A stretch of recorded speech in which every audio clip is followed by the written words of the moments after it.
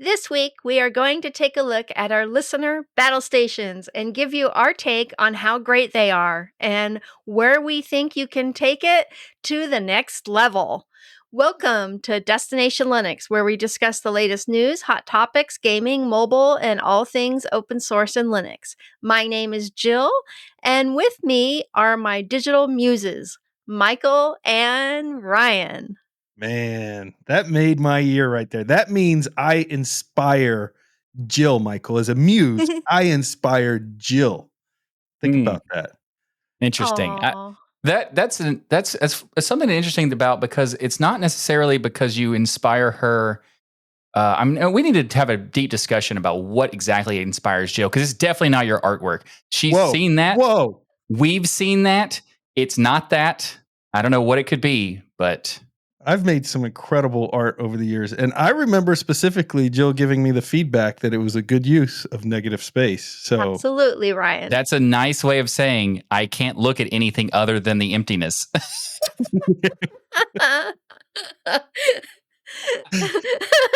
And we will also be discussing System76 upping their game and tips, tricks, and software picks. Now let's get the show on the road toward Destination Linux.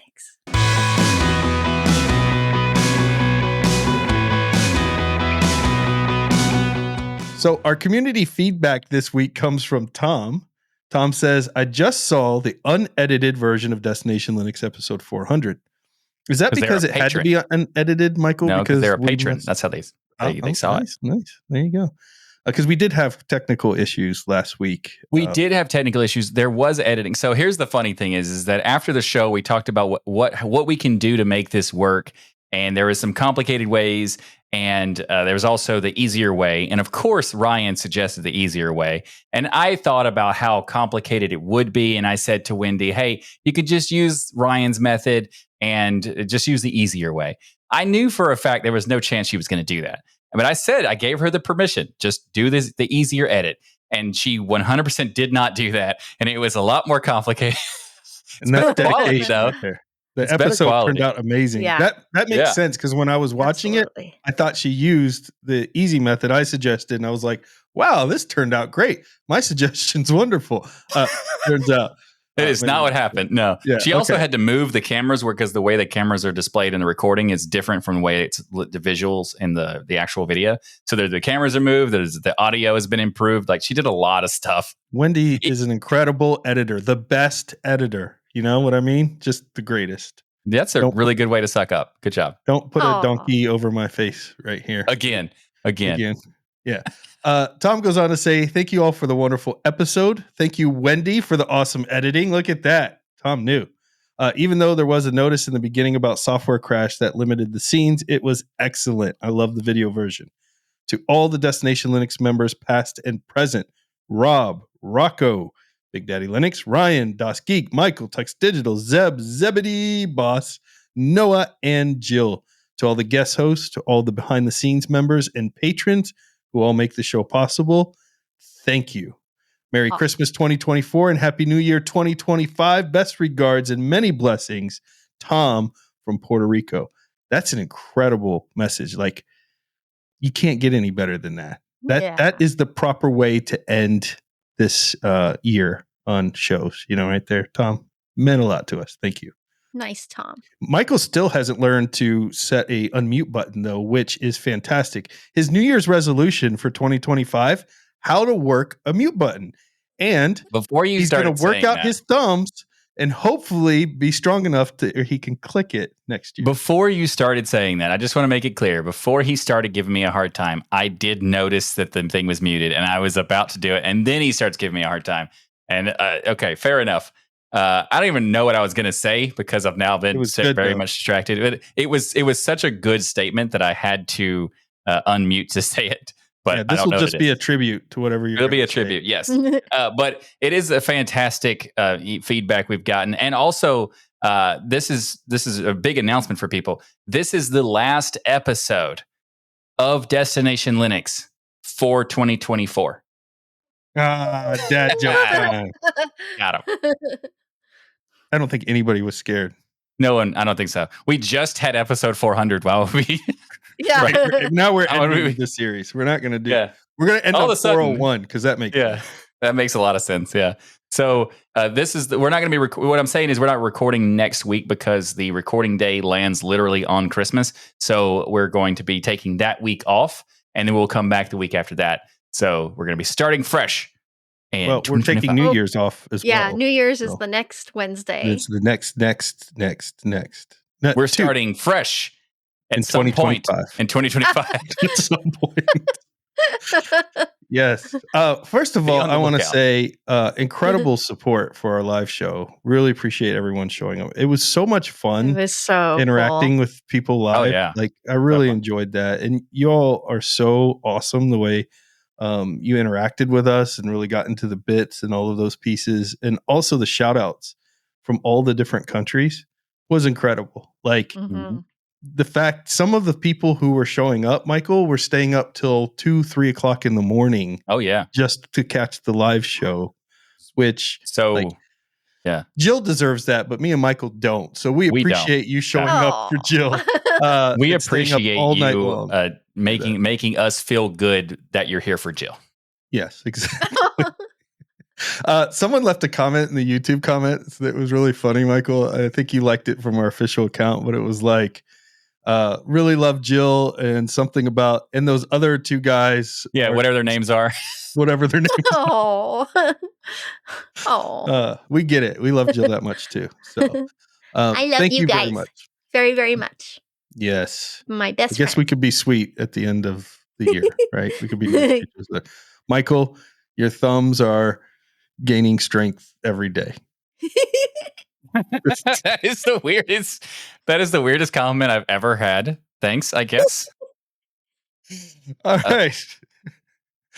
If you want to send in your feedback, go to destinationlinux.net/comments and destinationlinux.net/forum. We read your comments. We will check them out. In fact, in this episode, we had done a call out to the community to do something. And we're going to share that with you in this episode. We're going to give you our feedback on it with the Battlestation stuff. So we really do love and read your comments and appreciate when you send them in. You get to be part of the show, which is awesome. You know who's also part of the show? Our new sponsor, Sandfly Security. Yay. So you chose Linux for its stability and security, but as threats grow more sophisticated, detecting them in time without putting your systems at risk is more and more critical than ever. Traditional endpoint agents can cause downtime and performance issues, leaving visibility gaps, and it's not a great experience, but there's gotta be a better way. And there is, and that is Sandfly Security, because Sandfly Security has agentless security system for Linux. Sandfly not only does endpoint detection and response, but also performs SSH key tracking, password auditing, drift detection, and more to find the widest range of threats, whether your servers are in the cloud, on premises, or even on embedded devices. Sandfly protects them all without the need for risky agent installations. Ken Kleiner, in fact, from Senior Security Engineer at the University of Massachusetts, explains it best. He says that Sandfly is the first product that he's seen that accurately and quickly detects thousands of signs of compromise on the Linux platform. Its unique method automates tasks that would be impossible to perform manually. So get fast, non-invasive protection with your critical systems. No agents, no downtimes, just smarter security that works. Visit destinationlinux.net/sandfly to learn more. That's destinationlinux.net/SANDFLY. Yeah. And one of the cool things about Sandfly is they actually allow you to test their software with up to 20 hosts.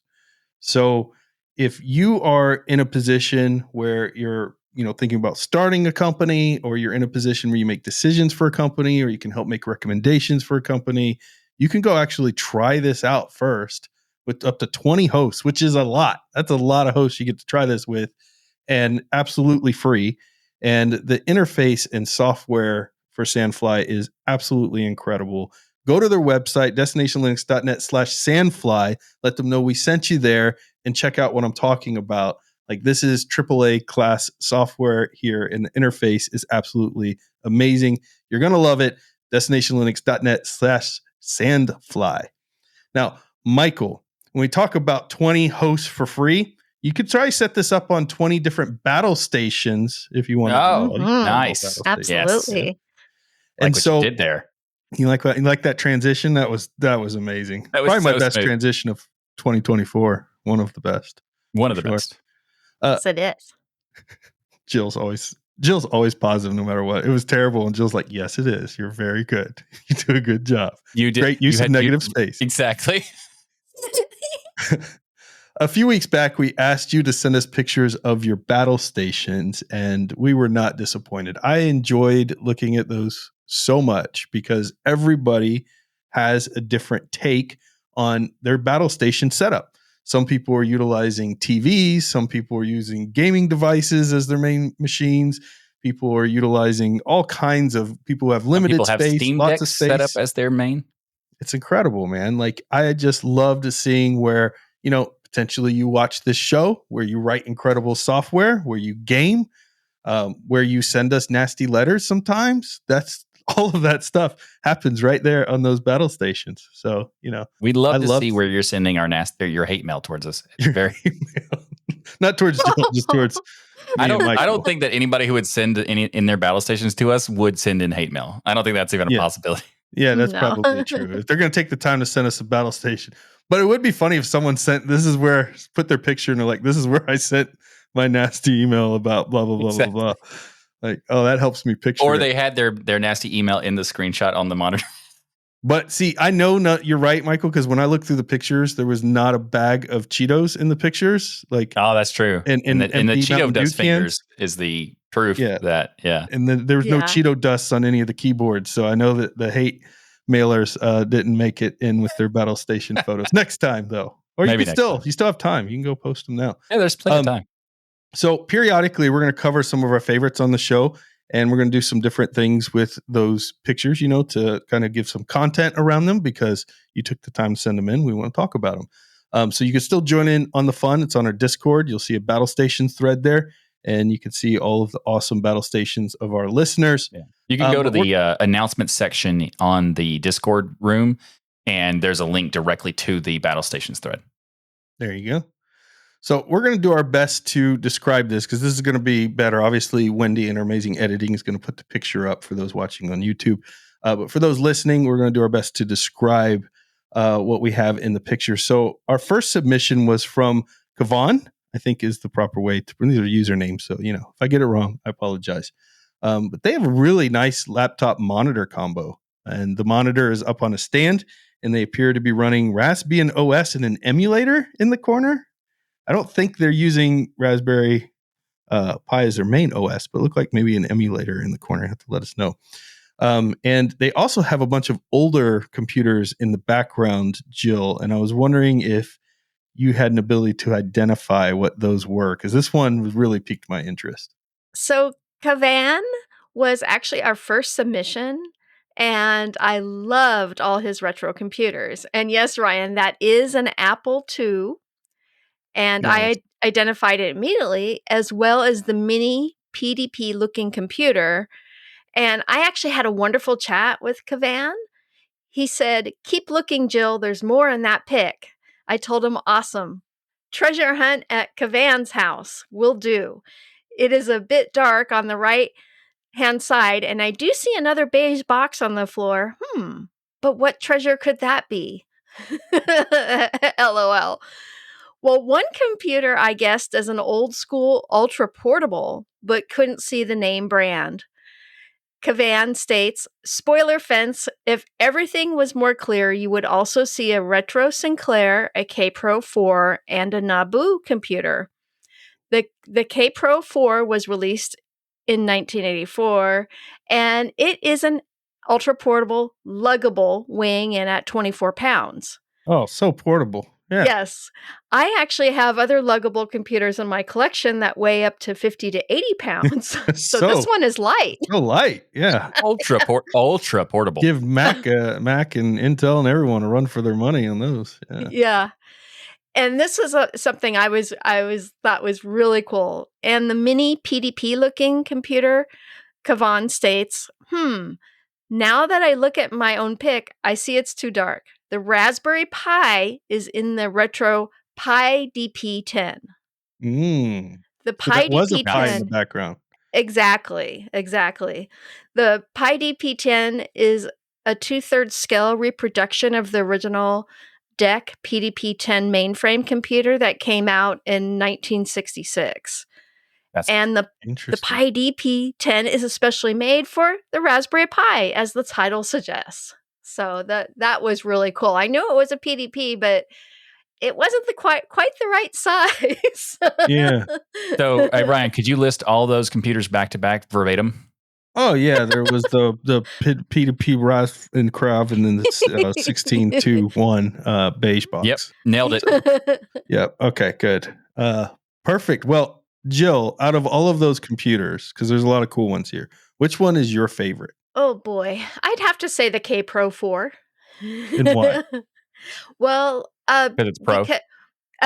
It was the first, quote, ultra portable luggable, and everyone in the industry tried to copy it.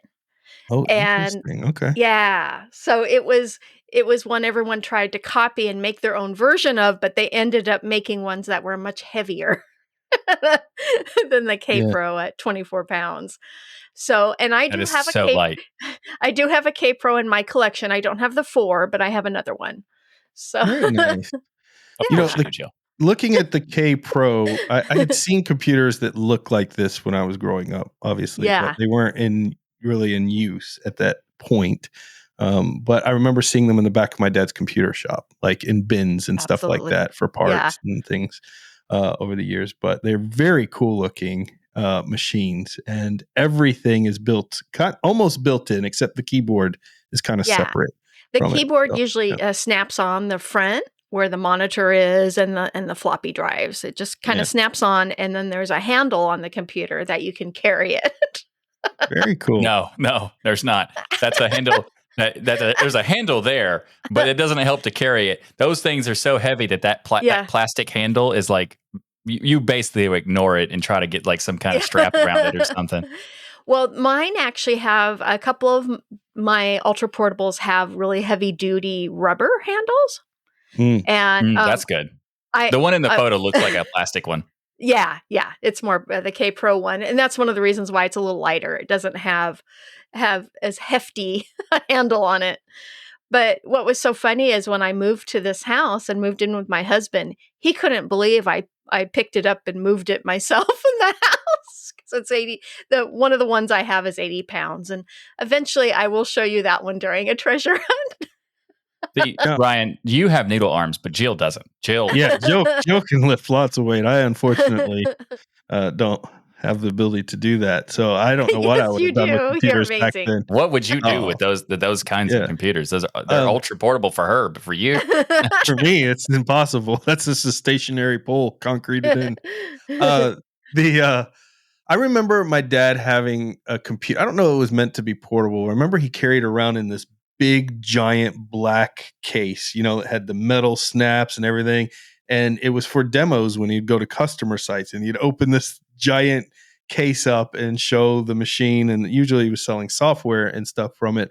But it's just amazing to think it was only a few years later when they were very heavy, but laptops were very popular. They were expensive, they were very heavy. The first but now you had this giant case. Also hilarious, because if I want to show kids these days, like, here's what an original laptop looked like. And it'd be like this giant briefcase.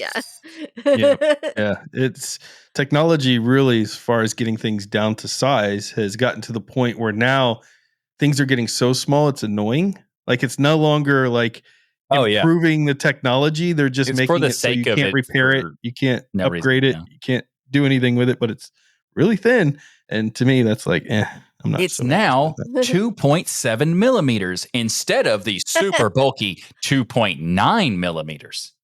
There's an interesting show on Netflix right now. I don't remember the name of it, but it's basically about consumption. It may be named Consumption or something like that. But the concept is that the whole theory behind it is that companies now have to create a constant need of refreshing your device, right? For their money for stockholders and everybody else. So, Apple got caught slowing down their phones on purpose. Other companies have done similar things in the past.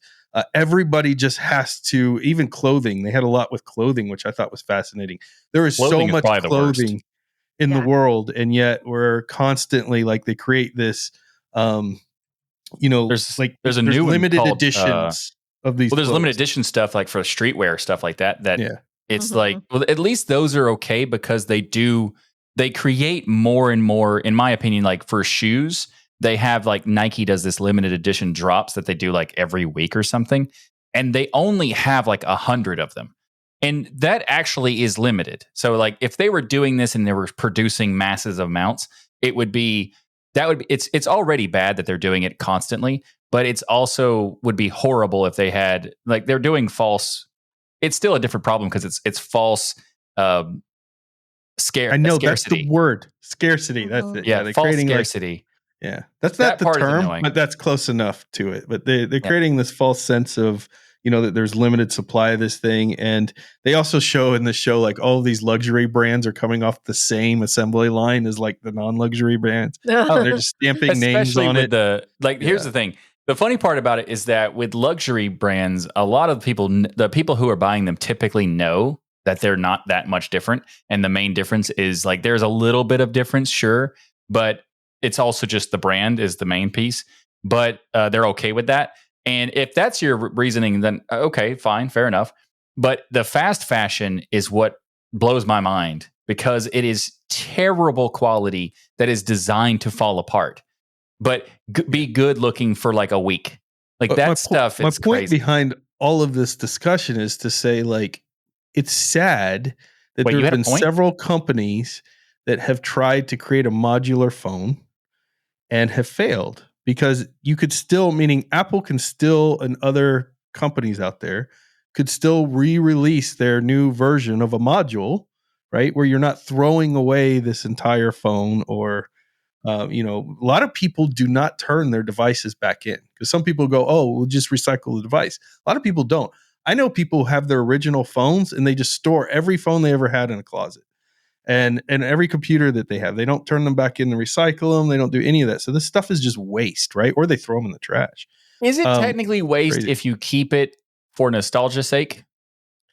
Maybe not. Like if you're keeping it for some nostalgia, but If you're I think throwing it into the garbage, then 100% that is it's just waste. going into waste, right? Yeah. But like, for example, I would suspect Jill has most of the phones she's ever I have got. everything. Yeah. Yeah. Well, she has a museum. It's a little bit different. Yeah. It's Well, Well, I beyond have every nostalgia. phone I have as well. Like every phone I've ever had, I still have it in a box in my closet. Is that That's crazy. excessive? Oh, okay. First of all, imagine you didn't have to do that. Imagine you just had modules. it would be nice if I didn't have to. But like, for example, Yeah. my Palm Pre, I want to keep All that. the WebOS you know? phones. Yeah. Yeah. There's certain things I would like to keep for nostalgia's sake and for like the collectible aspects of it. But I do agree that the fact that we have like not everybody's going to have that policy. I would feel like most people would just throw them away once they're done with them. And the perfect time is now because the iterative upgrades on phones is so boring. Yeah. That like, what is the new thing with the new Apple device? Well, you've got a software update and some AI integration. That's all software. And then you've got a better camera. So you have a camera module, you pull out, you put the new one in for the next year.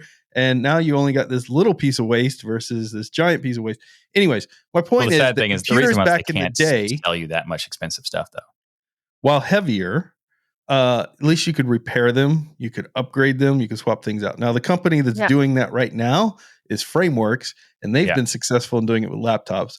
I hope Frameworks comes out with a phone next year. Yeah, How that would be dope awesome. would that be? Like, That'd be it would amazing. be incredible. I would love it. If you need help with that, Here's the question though. Hit me up. If the option was you got a 3mm phone, or let's say a 2.5mm phone from Apple, and then you have a 4 to 5mm phone for this modularity aspects, is that okay? That's the question. Well, my noodle arms would be hard to hold up the extra weight. That's true. But I would make the sacrifice, Michael. And yes, I don't care how. First of all, the first thing you do when you get these super thin phones is you put a case on it.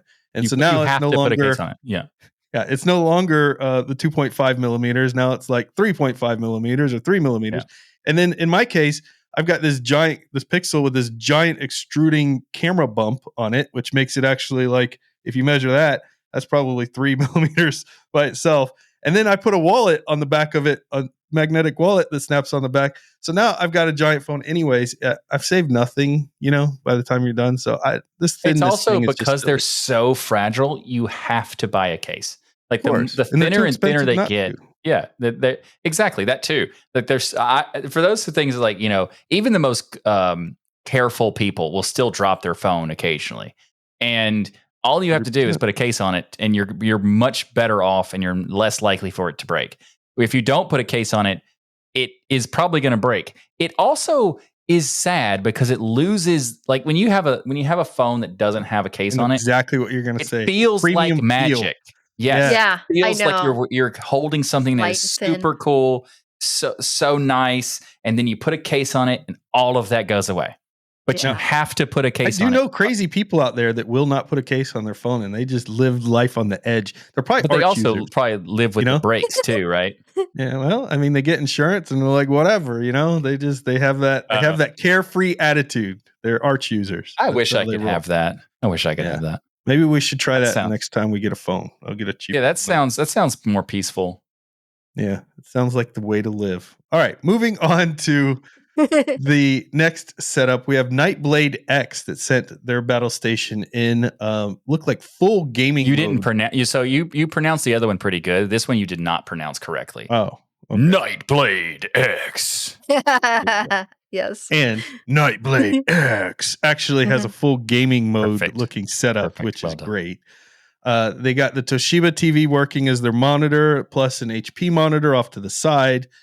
So they also appear to have two mini computers. I saw a DAC, I think I spotted in there, as well as a stereo also, system in the middle. Instead of having, A Mac if you have a couple like Logitech basic speakers like I do, I feel like I am just weak in the battle stations aspects because this person has Nightblade has a stereo like in the middle between the monitors and the TV and all that stuff, and it's like a full blown stereo with the subwoofers and everything. And I feel like I'm just lacking. And I need to pump up my. Here's the thing, like every time I go and I bought some nice speaker systems over the years for my computers. I either run out of desk space because I have too much other projects, we'll call them, that are unfinished on my desk, or I end up doing headphones because kids are sleeping or something else. So like I can't be blasting the speakers anyway. Yeah, that's exactly the reason I do that too. Yeah, Yes. Mm-hmm. There you go. Yep. Nightblade Thank you for X telling me my reason. also has a gaming controller, mouse, nice keyboard, wires everywhere, which I love. That's someone who focuses on just getting crap plugged in and working and not about hiding wires and stuff. I had this thing when I bought the sit stand desk where I was like, I'm going to get every wire perfectly arranged and tucked up under. It even has all these cable management systems and things. And then I've had to move it around and change out components and things so much that now it just looks like a chaos of wires. Because when you want to undo the wires, because you got to move a monitor or you got to put a new monitor in or you're moving a machine or you're moving the desk, then you have to take 35 minutes to undo all of the great wire setup that you did. And it's just too much trouble. So I like that Nightblade X is focused on just the productivity. Like, let's get this crap working, get it plugged in, and let's go. Like, we don't got time for nonsense like cable management. But I do like the fact that they have a RGB light up mouse pad that you can barely see because of all the wires and everything. Aw. Yeah. Well, I told Nightblade X. I can't do that as well as you, Michael. I told him nice speaker setup too.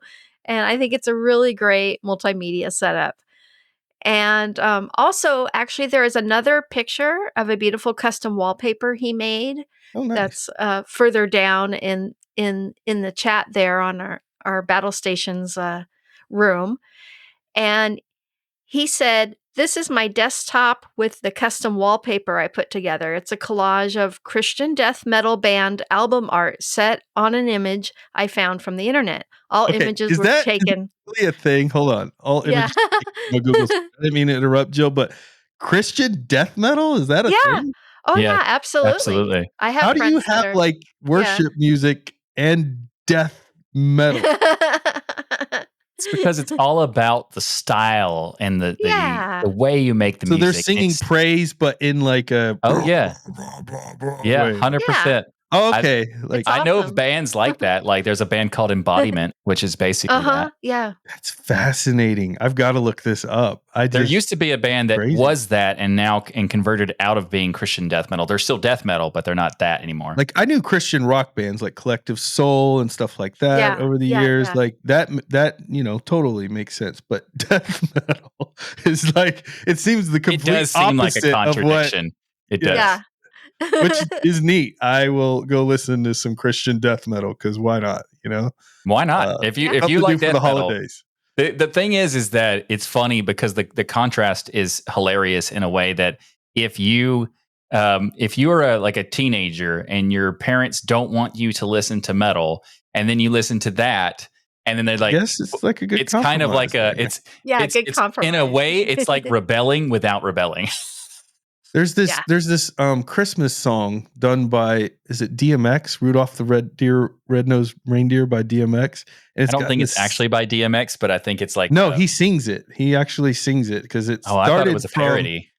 He did it in a video that was like a live chat where they said, "Could you make Rudolph the Red-Nosed Reindeer cool?" And he did it, and then it was so popular that he actually made the song, and it's really good. Like my kids love his version of Rudolph. Yeah. So we could do a whole Christmas song album of death metal. Like yeah. Jingle bells, jingle bells. That's fantastic. Jingle all the way. Really that would cool hurt my setup throat to actually do that song. Yeah, that's the thing that I always think about with that deep voice. Like, how did this? How like wasn't it Whitney Houston said she wouldn't like even talk for weeks when to prep her voice and do the tea. But these death metal people, they just sit there. This is actually fascinating. There is a method that you can sing it's not singing, it's growling, but there's a method in which you can do it that doesn't require your throat to do it. And it's like a diaphragm controlled thing. And if you do that, you can kind of do it in a way that's like growly and like gritty, but at the same time, clean vocals that doesn't hurt your throat. And I've seen people demonstrate it and explain how to do it. It makes no sense. It is impossible. And I don't believe that they're actually telling me with something that is real. I just feel like they're messing with me because every time I try, I don't even, how do you even sing from your diaphragm? Like, how does that even work? You don't know your diaphragm has a little mouth. There's a little tiny mouth on it. And you just have to, you don't know that? In the sense, dude, it's crazy. I meant in the sense of like, how do you control, like you're singing from your throat and your mouth. Like, what does that even How mean? do you control it? But I've never even like, I can do like that, the growl stuff, but it's for my throat and it hurts almost immediately. Yeah. All right. Well, here's the deal. Awesome setup. Good battle station there. The only suggestion I would have is I see you're playing a game on the Toshiba and you also have another monitor. The problem with playing stuff on TVs, and you may have a different, I don't know what kind of Toshiba this is. I guess it technically could be a monitor, but it looks like a TV.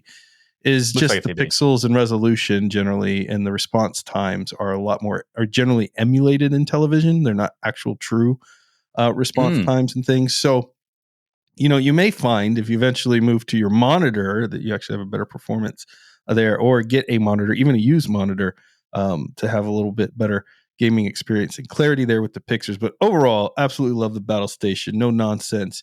I'm going to do the next person where this is the last one we're going to talk about. I'm going to do their name in a death metal voice. Are we ready? Okay. We got a picture from War Thunder, and they have a battle station that's fit for hacking. Thank you. That was good. Somebody's bass in their car just vibrated. Yeah. Or if their kids Oh, are listening, they good. just got freaked out because they're like, "What is that?" Right. This setup is fit for a movie set that's dealing with hackers in some way. Like, I love this whole setup. They have 2 large monitors posted side by side. You got the Matrix terminal. You know someone's a hacker immediately when they have the Matrix terminal. That is If you- proof in and of itself. That's all you 100%. need. Yeah. I Yeah. love the Matrix terminal. It's my absolute favorite. What's the official C Matrix, right? It's C Matrix? Yeah. C Matrix. Yeah. In the upper corner of one screen, Linux Mint as an OS on the other. Some small but mighty Logitech speakers. Michael, are those the same ones you have by chance? Because That is 100% not the same. Those look nicer than the terrible ones. They're I have. nicer than the ones you have. I saw a pair of headphones as well as the speakers, so they deal with the same problem probably I do. You gotta be quiet sometimes. And a desk mouse pad. System resource monitor up on the screen, which I think proves how good of a listener they are to the show, because recently there's been a couple cases where major hacks have been caught because of seeing system resources shift. So always having system resources up and available, you catch some sick hacks out there. Jill, did you notice the Star Trek wallpaper? Oh, as well? yeah. Absolutely. Oh, yeah, absolutely. That was the instant thing. I was like, is that Star Trek? Of course it's Star Trek. Thank you. This is the rig I would come home to. Like, this could totally be in my house, and it would be the same type of setup that I have. I mean, they didn't do the wire management either. If you look in the background, they're all business. All business. Okay. They don't have time for this. I will give you a slight different. Okay, this is not a dig to them, because you do whatever you want and whatever works best for you. I do feel like I can't stand wires on my desk. Like on the desk. Yes. All mine are knocked off the desk. They're just hanging. If they're hanging in the back, like, okay, I don't like wires visible if I don't have to, but sometimes you have to. And if you do, hang them, like, especially if you have a sit-stand desk, it is a nightmare to cable manage. And in that situation, it's like, okay, fine. But if they're like just laying on the desk, it just drives me nuts, because I don't like clutter. I like a nice clean desk, but that's also just my preference. If you don't care about that, then sure, whatever, do you. But I do like the fact that they also have a camera cover on their webcam. That is nice. Good Very call. good. Catch on that one. Yeah. And I'm like you, Michael. I am OCD about my cable management. So I try and make it. If you see behind me, I have about 10 computers hooked up, but you don't see cables back there. Well, that's because you have plushies covering the wires. That does not Everything. Jill. Just because you covered the wires with plushies doesn't mean they're not there. I can't even see the computers, honestly, because of the plushies. See, that white computer is actually a Portal-inspired computer. The case is a Portal-inspired computer. Now, Jill, is there at any point where you've taken a picture of like a big grouping of your computers, like when they were all being moved or something? Because my boss said it would be incredible if Jill has that many computers, but until I have a picture, I don't believe it. Now, they were saying that jokingly because they want a picture of your computers. So that was their way of trying to get a picture. Basically, he was saying Pixar didn't happen. Pixar didn't happen, to get the pics. So, Jill, do you have I know you don't have all 700 because there's no room big enough. Yeah, there's no room. But do you have something with like 10 or 15 of them together? Absolutely. And in fact, when I started here on the show on Destination Linux, I had my my old webcam, and and behind me was about 100 vintage computers. So when I started the show, you could see them. Oh, really? I don't even know that. Did you remember that? I don't remember that. Did not know that at all. Maybe someone go in the archives and find us that picture, please. Like, yes. Hey, Destination Linux AI, find us the picture of Jill with the computers behind us. But I also have videos of that time. I did a studio even before I was on DL. I did videos, and I have pictures. And if you could get one of those to Wendy, perhaps we'd be showing it right now in the edited version. And if it didn't get shown right now, it's Wendy's fault, not Jill's fault. Oh no! Look who's getting the donkey face now. Look, I probably will. I probably will. Yeah. The irony of it is I'm a little embarrassed because I'm OCD, and everything was not that's why the room changed, because everything wasn't the way I wanted it. So. Nothing to be embarrassed about. You have 700 Same thing for awesome me. computers. Yeah. I'm very my- I'm disappointed in my 4 computers at this point now. and the collection in most of my collection is stored in the garage. I have over half the garage full of bread racks, full of computers from floor to ceiling, and I have 12 bread racks of thousands of pounds of computers on them. Nice. And in order to get one out, like for treasure hunt, I literally have to pull all the other racks out of the garage to get to one of the computers because I don't have a lot of space. Yeah, and to get the ET game, she had to get an excavator and dig in her backyard until she came across the pile of ET yeah, the games. excavator. Yeah, actually, my ET game was in the back. She buried everything in just like Atari did. But yeah, here's a vintage computer right there. Yeah, there's a couple now that I look. I always just see plushies, but now I look, I see there are computers hidden in the background all across. Yeah, people could do their own treasure hunt with a snapshot of Jill's picture right there. Yeah, just looking in the background for the episode. Yeah, do your own treasure hunt. It's like Find Waldo. Also behind my big 3 monitors here, I have about 50 computers back there. Oh, yeah, that's crazy. Jill, what did you think of War Thunder's setup? So his is cool. He posted 6 pictures, including a really cool racing sim setup for arcade racers that I was really impressed with. That's awesome.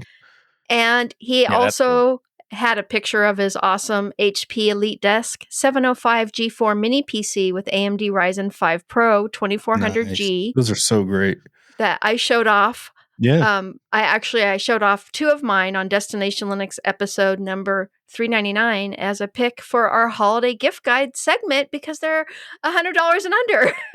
Yeah, fantastic value. So I also like the fact that every screenshot or every photo that War Thunder gave us for that has a monitor in it, he would also put in the Neo Fetch type of thing with the Linux Mint display. Absolutely. So we know that computer running it is in fact a Linux machine. It also looks like they have quite a nice audio CD collection going on. So actual physical media for the kids out there. These were little discs that you would actually buy and carry around with your music, and you What's owned a it. disc, You Ryan? didn't have to pay monthly fee on it. What's a disc? How do I explain a disc? Okay, it was a circular object about 0.3 millimeters thick. So that's what the Apple iPhone is trying to be. I have no idea if that 0.33 is correct. How thick is Destination Linux AI? How thick is ACD? We'll find out soon. But this is actually pretty cool. I mean, the racing sim stuff is really cool.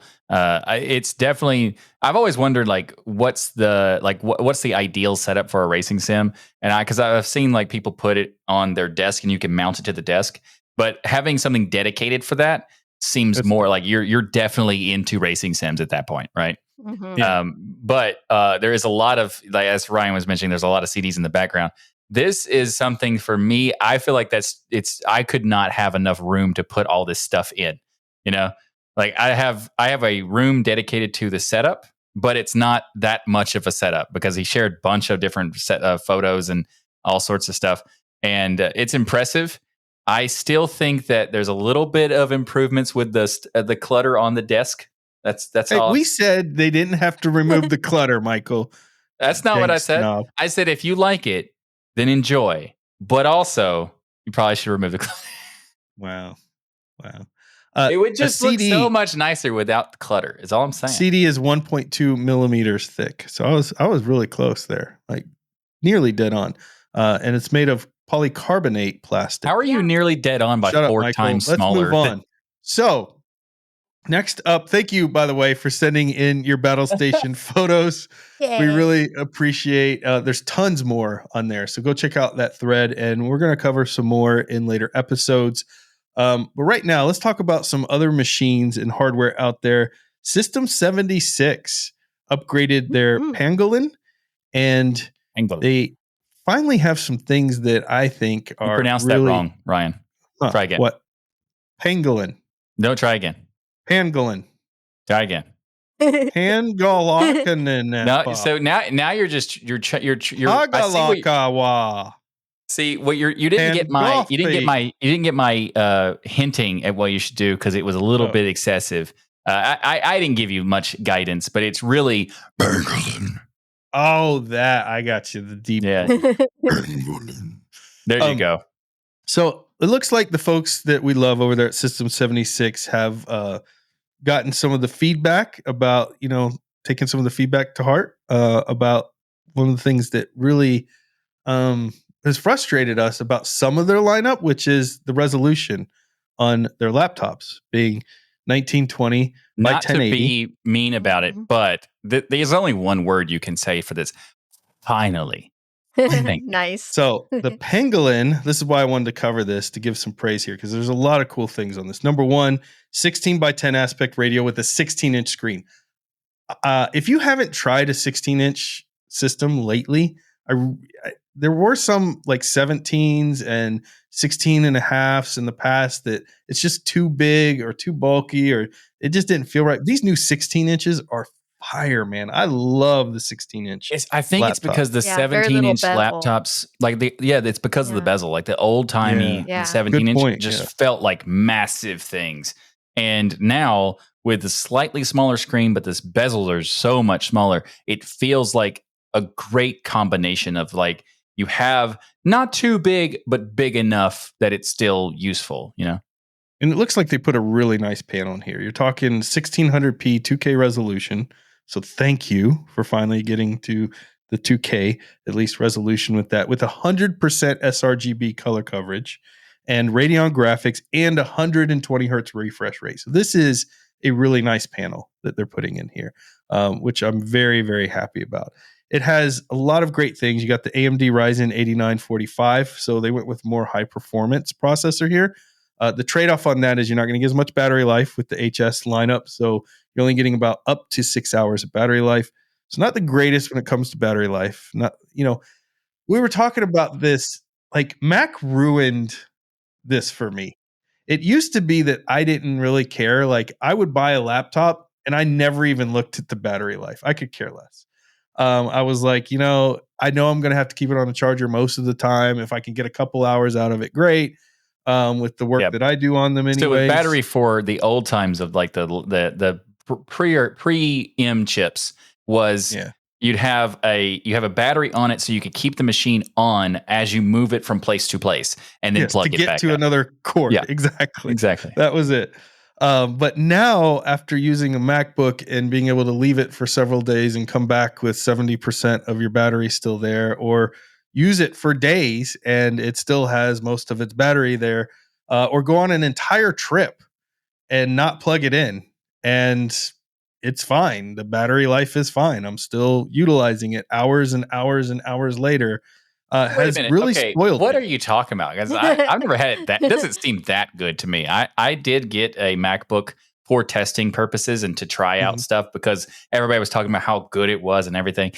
There's some good there's some good stuff to it, but like it's like 18 hours. But the way you're describing it is like, but no, what I'm saying is exactly true. If you take that 18 hours, because their standby mode actually works, and you're working on that thing an hour at a time or a couple hours a day, doing editing and other stuff, you're going to get several days out of that battery life. Whereas Windows standby and even Linux standby is horrific. It is really bad. Half the time you shut down your laptop, you put it in your bag, and you get home and your laptop's practically on fire because it was somehow running the whole time with the lid closed. Whereas that has literally never happened to me on the Mac. It has never sat there and continued to run. And when you shut that lid, it is in full conservation mode with the battery. Like it works seamlessly. And that's the problem. One of the other problems is the 6 hours is up to 6 hours. You're probably getting more like 4. Depending on what you're doing. Well, maybe I less, typically maybe a little use more. my machines at like 30% full like brightness of the screen because I don't want to have the super bright screen anyway. I know how they get to a level of brightness that is like you're sitting in front of the sun. Like, that's how bright these things get. It feels like Sitting in front of the sun. Yeah, that's what it feels like. So I always put it down my to like retinas. super low. Exactly. Like, why do they have to be that bright? But I put it at 30%, so it still gives me a lot of battery life. But I would hope for at this point at least 8 hours of 8 to good 12. battery. Yeah. Yeah. So I'm saying like preferably more than 8, but I'm saying like minimum 8 hours so that I could, go to a coffee shop and still work and not have to charge it halfway But through here's the day. here's what I'm gonna say. If System76 with their new OS can actually figure out how to do proper conservation standby mode like Mac has, then that 6 hours becomes perfectly fine. Oh yeah, true. Yeah. If I can actually, after working a couple hours, shut that thing off, wake up the next morning, turn on the screen, and I still have near the same percentage left as when I shut it down, then that 6 hours stretches. Because that's what I'm talking about with the Mac is you can stretch it out because it has that great conservation plus very efficient cores. So this is an opportunity, I think, for System76 to do something amazing with their operating system to really effectively create a great standby and power conservation mode.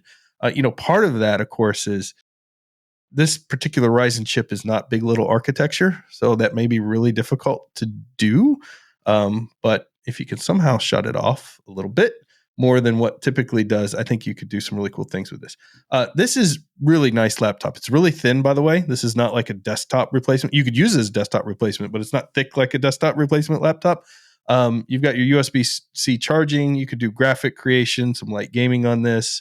Really nice system. And my favorite thing they added to this on top of the resolution is the privacy switch. Physically cuts power to the camera on there. I love that they built that in. That is so freaking nice to have that privacy switch on there.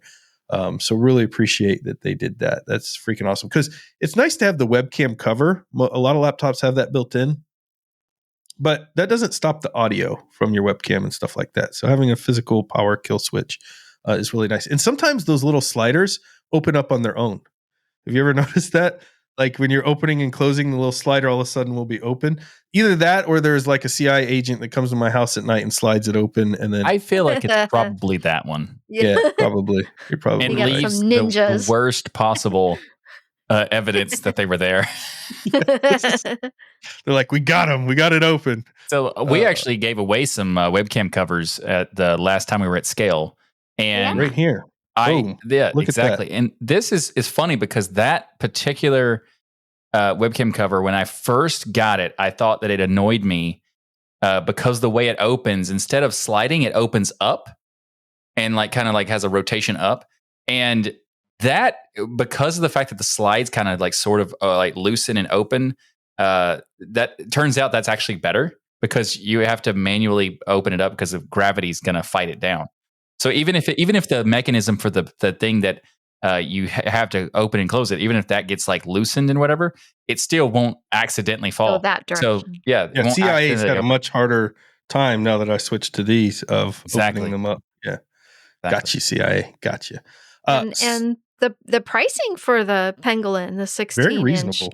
yeah, it starts at $1,299, and that's really comparable to a lot of other thin and light laptops that are from a Linux-based manufacturer with really good customer support.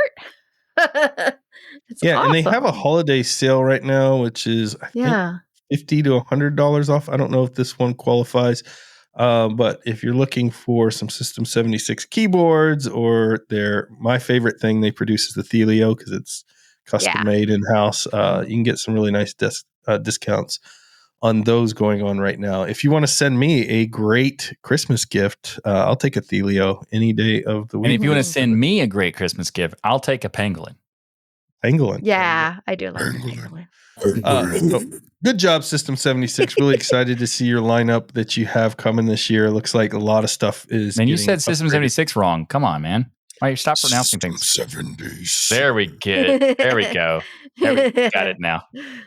All right. So here's some more good. This is like a Hardware Addicts episode. We need Wendy. Wendy should have jumped in this episode, man. I'm telling you what. Nvidia did a launch of the Jetson Orin Nano Super Developer Kit. This is a compact and affordable. I know Nvidia and affordable. Who would have thought I don't generative believe you. AI supercomputer in your pocket? A supercomputer. I don't believe you. What do you mean by affordable? Well, the original Jetson, which I have and got certified through NVIDIA utilizing their AI, which you can do, which is so cool. They have certification courses. Some are paid for. A lot of it's all free. They do a lot of student stuff, this like kind of Raspberry Pi Foundation, not as much, but they do stuff like that, I'm saying, where you can do a lot of free training and things with their equipment. That thing was like $499, as I recall, somewhere around there. And they've lowered the price of this, even though it's way more power, to just $249. Like, okay, that's pretty good. That's a huge drop. Acceptable. Yeah. Nobody's dropping prices of things these days. Like, I would have expected it to be $699 because that's where everything goes now. I mean, like a value meal at McDonald's is practically $299 now. Slight exaggeration, but pretty darn close. Slight exaggeration. Yeah. That is not a value meal at all. There's so you no get a value. huge performance boost out of this. 1.7 times gain in generative AI performance, 70% increase in the Int What makes 8 it a supercomputer, though? Well, that's the tensor processors. What they're really talking about is its capability of the Int 8 tops that it's doing there. So it's the amount of calculations per second, trillions of operations per second using 8 integers of places. So that is what kind of makes it a. So you're saying it tops the chart? It tops the chart. It has an incredible performance capability through. The other thing is the Nano Developer Kit. They actually, the new software they released for this, for its new generative AI and performance upgrades and stuff, they made it available to their prior kit as well. So if you have that other kit, you can use all of these upgraded software stuff right on your current kit, which is super nice that they did that. They're targeting hobbyists, developers, students. This is what I love. They are creating the next generation, inspiring the next generation of engineers by allowing a very inexpensive, in the scheme of things, supercomputer, pocket supercomputer, in the hands of everyone, right? Because $299 is very affordable for students, developers, hobbyists, and things to play with. So, very cool stuff. AI model support, obviously, it can do LLMs on there. It could do visual language models. It has the ability to connect cameras, up to 4 cameras it can support. It can do some robotics as well with this little thing. How useful would this be for someone to just buy it as like a thing that they could use, like a set-top box or something? They could just build from something on top of it. It runs, they have a version of Ubuntu they utilize for these devices. So it runs Linux out of the box, which is very cool. You could use it as a set-top box, and it would be probably as effective as like a Raspberry Pi 5, I would say, as far as performance goes. If it's anything like the one that I have, it's not like a computer that you would do any gaming or anything on like that. The main reason I'm asking is because of the whole supercomputer thing, Yeah.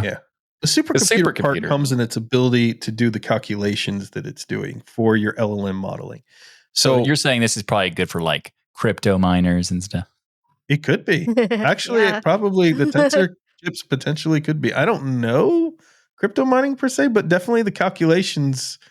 If you could probably restructure it to do the calculations towards the crypto mining, maybe. But would it be good for like a local, like a AI gen chat 100% is what it's made for. Yeah. Oh, yeah. Local AI, local robotic AI with cameras. One of the things I did with the developer kit was I used a camera and created a color detection system so that it could tell that lights had changed color from green to red, and then it would move a RC car if the light was green, and it would stop if it was red, and it would use a camera, and it could look at a street and basically be able to pick out the light, traffic stop light, and then monitor it for when it changed colors, and then it would move based on that. Look out, Tesla. Ryan's coming for you.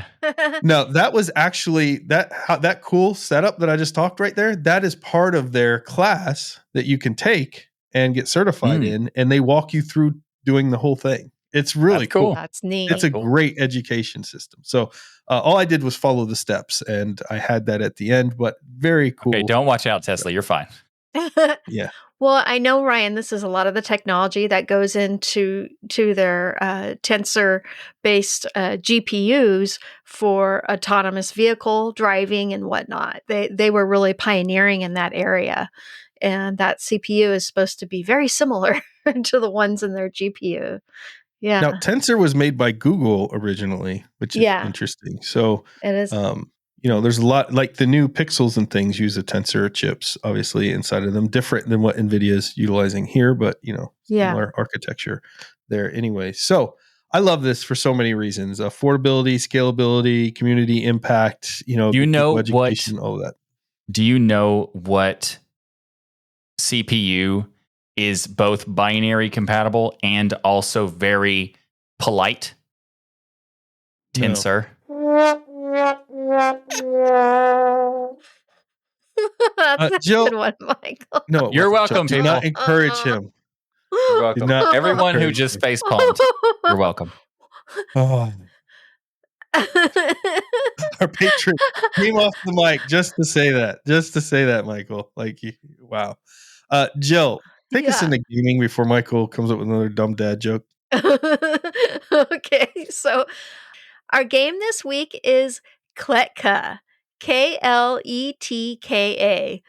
Ryan had to try and get me with a horror game one last time this year. Of course, the last time I review a game on Destination Linux this year. And KLETKA actually describes itself like this.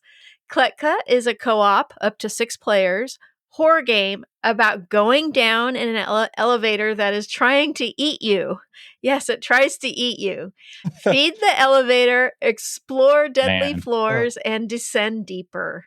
And if you've laughed at the description like we have, just know this imaginative adventure has 570 very positive reviews already, and it was just released. Look, that's brilliant, man. An elevator that tries to eat you. How many times have you gone into an elevator and you thought, what if this thing tries to eat me? Yeah. Okay, it's never happened. But now somebody had that thought and they made a video game out of it. Here's the thing. When I was a kid, I don't know how old I was. I was maybe 12, maybe 11, something like that. I don't have any idea what this is called or what the name of it is. Maybe someone in the comments knows. There was a movie where an office building would try to kill you, and it was a terrible horror, like B-movie nonsense garbage thing. I need to know the name of this movie. And one of the things it would use is the elevator. And when I was randomly, I forget about this thing existing, but back in the depths of my brain. But every once in a while, I'm in a building that's similar to that movie, and then I get in the elevator and I think about it for a second. Like, that is amazing that I came up with something so random and stupid, and you're like, no, that really happened to me. According to AI, the movie is called The Mangler. It could be it. And so, plotline is a business building tries to eat people, and an industrial laundry press in a business setting. Movie. Wow. Becomes possessed and starts to kill people, essentially turning into the building is possessed, consuming entity. That's so great. I will be watching that movie so too. For those who are curious, Ryan is genuinely excited because he loves garbage movies. It's got to be terrible though. Legit terrible. It is legit terrible. Yes, that's fantastic. You will enjoy this awful movie. I love terrible movies. Yeah, I don't even know how I found it and how I watched it. I was very young when I watched it, and I didn't watch the whole thing because it was just like, this is the weirdest thing ever. But also now that reminds me of like there was, I don't know, maybe it was a Twilight Zone episode or something where it's very similar, and there was like a waterbed that eats you. Yeah. Like, that's classic. That's what I thought about was the Twilight Zone episode with the elevator. Yeah. So the elevator is alive in this game, just like it was in that horrifying movie you watched, Michael. Horrifying or incredibly stupid. I mean, there's a you gotta balance. Still think about it to this day. That director got in your head, man. No, actually, I forgot about it entirely until there's literally a game with that concept. So it's basically Space 1999, but with the elevator that eats you. Yeah. Love it. So And no space. yeah. So I actually played the demo of KLETKA over at itch.io, and I was very impressed with the game. It has a great eerie atmosphere and music, and the horror theme is really on point. I felt claustrophobic in the elevator, and as alarms were clanging, I figured out I had to put gas from the gas can I had collected in an engine in the elevator to fuel it up to a healthy state to make the That's elevator modern. happy. That's a modern elevator. You use fuel. That's a very modern Yes, elevator. Use it was. fuel.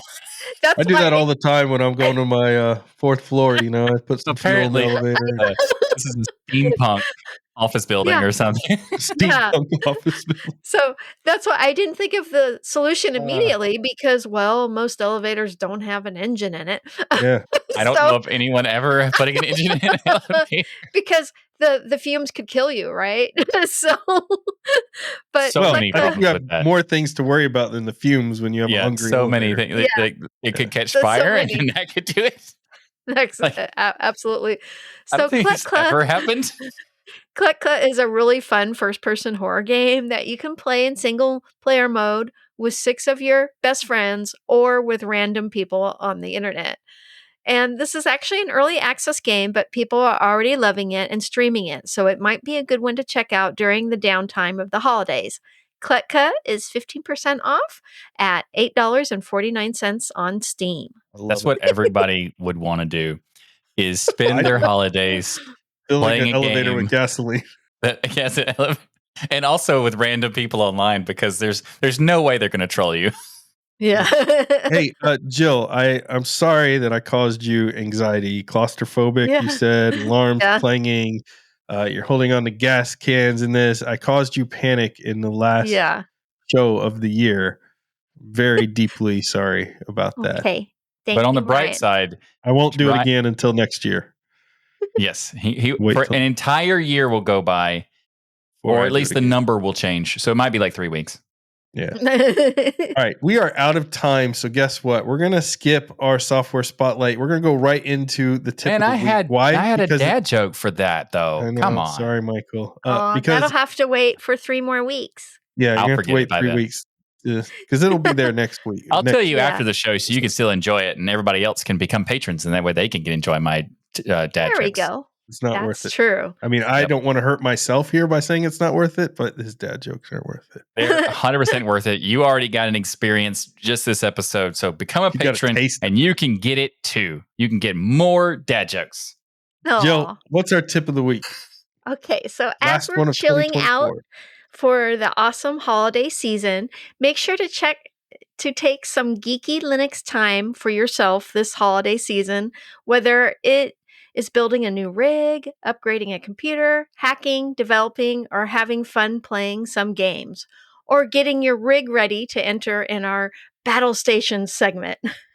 Jill, That's I right. literally have just that to do for the holidays. What you see here is a Raspberry Pi kit, Raspberry Pi 5 kit that I Nice. ordered, thanks to some nice gift cards that I got. And with this Aw. one, I'm going to be resetting up Pi-hole. At least is one of the projects I want to do with Oh, this, because I had to repurpose another Raspberry Pi that was the Pi-hole. So I'll be resetting that up. And yeah, I got a nice little Raspberry Pi 5 kit. So I'll be joining all of you in that tip of the week.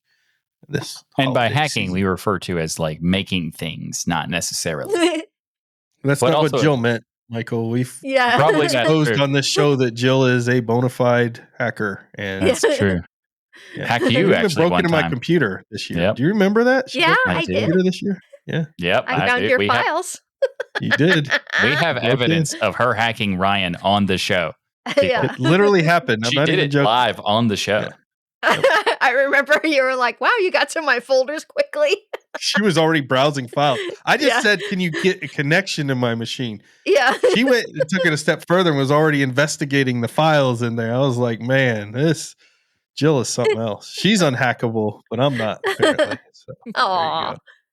For the holiday season, me, Michael, and Ryan are, as we said at the top of the show, are going to take a short break from doing Destination Linux, but we will be back soon, and we will get to show you all the cool things we have worked on. I have a big project planned myself, but I'm gonna save it for teaser for next teaser year. for 2025 right there. Well, listen, a huge thank you to each and every one of you for supporting us by watching or listening to Destination Linux. However you do it, we love your faces. This has been an incredible year. So much has happened, and we've continued, despite the ups and downs of the economy, everything going on, to have incredible support from all of you, and it means the world. You guys have literally kept this show, patrons and things, going and growing, and we appreciate it. And a huge shout out to Sandfly. Please go to destinationlinux.net/Sandfly and check them out. Look at what this company is doing. It's incredible, and they're huge supporters of the show. You support them, you help support us. So go check out our sponsors. We really appreciate it. Come hang out with us on Discord. While we may be not doing shows for 2 weeks, we still hang out on Discord. So go to tuxdigital.com/Discord and check out the community, hang out with folks. Maybe you don't have a bunch of people to hang out with this holiday season. We have our whole family right here, Linux family right there, that you can go hang out with during the holiday season and enjoy. Maybe set up some gaming sessions and other things right there in our Discord. While we're not be doing the show, I might be live streaming at some point, doing some gaming stuff. So you never know. But I do plan to make maybe not on the Christmas week, but the week after that. So like the New Year's week, I'll probably do a destination, not a destination, but a This Week in Linux thing. So there'll still be that kind of stuff. So you might want to go into the Discord, because when we do streams, we're also connected to the Discord server as well. So you can join us on those kinds of things. So if you didn't have incentive to be part of the Discord server yet, there you go. Plenty of things to do in that Discord. tuxdigital.com/Discord. And also, if you want to support the show, we have many ways to do that. You can become a patron by going to tuxdigital.com/membership. You get tons of cool perks like access to the patron-only Discord section, and also like the patron-only post show that will happen every week after the show, and so many more things like unedited episodes. And if you can watch the show live, and you can get so many cool things, including awesome dad jokes. tuxdigital.com/membership. And you can go to tuxdigital.com/store to get a bunch of cool stuff. We have hats, mugs, hoodies, t-shirts, so much more. tuxdigital.com/store. And I don't know if Ryan saw this, but I don't think Jill did either. I made a new shirt that's on the store right now as a joke for the new rebrand of Mozilla. Now, some people might not like it, but it's a joke because the new one looks like a flag, and in that, and they said the whole. By the way, turns out they did want it to make it look like a flag. They said the symbol of the flag means blah blah blah blah blah blah. Who cares? And it's a weird reason, but they did do that on purpose. However, it's still an odd logo. And when I made the joke about how, why, what, now you can get a T-shirt that says how, why, what. That's perfect for actually the holidays, to wear that when your family members are talking to you.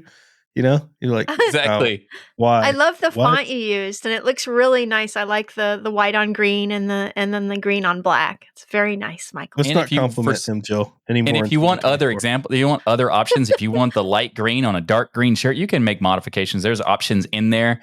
But yeah, it's nice. And make sure to check out all the amazing shows here on Tux Digital. That's right, we have an entire network of shows to fill your whole week with geeky goodness. Head to tuxdigital.com to keep those Linux penguins marching. And everybody, happy holidays and have a wonderful week. And remember that the journey itself is just as important as the destination. Yay! Happy New Year! Happy holidays! And also, real quick, to celebrate the extra celebration of the 400, we should probably tell people that whole journey itself is just as important as the destination. Is the only thing that has been in every episode of the show. It's true. There you go. All right, patron time. We'll see y'all next year, 2025. Bye, everyone. Love you all. Thanks for watching. We'll see you at some point when we come back. Bye-bye. Bye-bye. Bye-bye. Thanks for watching. We'll see you next time for another episode of Destination Linux. Linux Death Metal.